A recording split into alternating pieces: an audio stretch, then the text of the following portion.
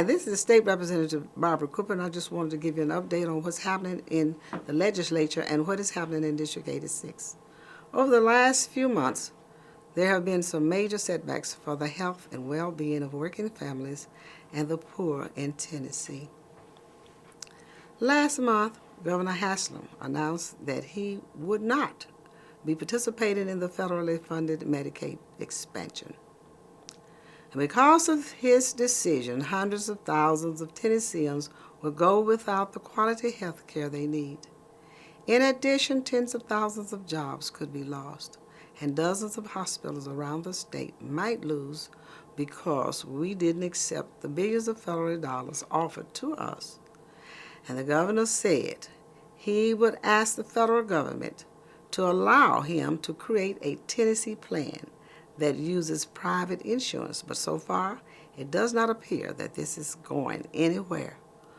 Also hurting working families in Tennessee are a series of bills aimed at taking away the rights of working men and women in our state. The governor pushed through changes to our workers' compensation system, which will cut payments to injured workers by 1/3, make it harder for injured workers to file appeals, and will take the appeals process out of the hands of local judges. In addition, legislation has come through that eliminates prevailing wage protections for construction workers. The prevailing wage was designed to ensure that wealthy contractors could not undercut their competition by paying their workers less. The elimination of the prevailing wage means that workers will be paid less, and the quality of work on state construction projects will suffer.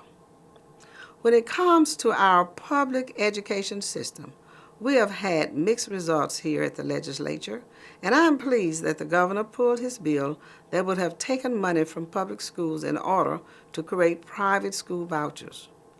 Vouchers are not the solution to our public education problems and only distract us from our mission to provide a quality education for all children. While vouchers were stopped, legislation that would break up Shelby County schools has moved through the legislature. This new law would essentially overturn our decision to consolidate Memphis and Shelby County schools and will lead to a resegregation of our school system. In addition, we have seen legislation that will take away the ability of local school boards to control the charter school application process. The so-called state charter authorizer will allow a state review panel to overturn the decision of our school boards and force more charter schools to open in our district. Of course, it wasn't all bad news this year.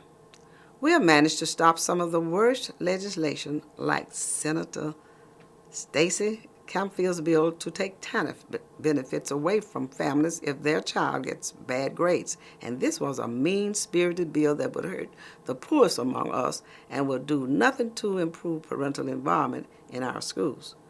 And we also cut the sales tax on food by 1/4% and exempted fresh vegetables from the sales tax in 2014. While this doesn't go far enough, it is a good step in the right direction for those who struggle to feed their families. Back in our district, I was pleased to hold the 12th annual Cooper Jones Initiative.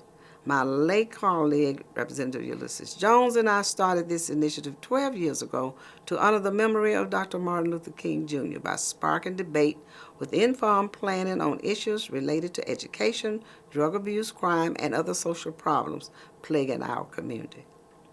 This year was a great success.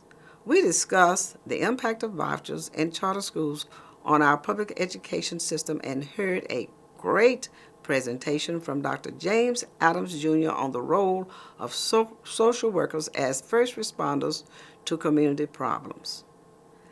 Thank you for watching, and I hope you will let me know what we can do to help improve the community we live in.